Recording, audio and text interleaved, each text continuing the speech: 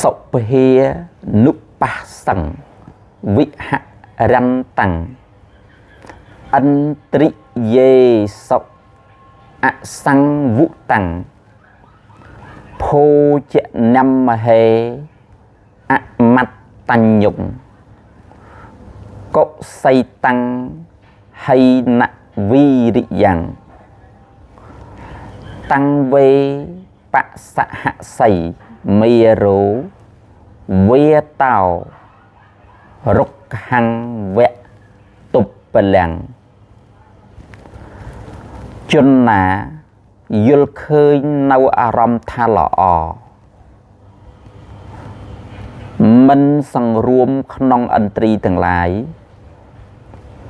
មិនដឹងប្រមាណក្នុងភោជនខ្ជិលច្រអូសមានសេចក្តីព្យាយាមធូរថយកិលេសមា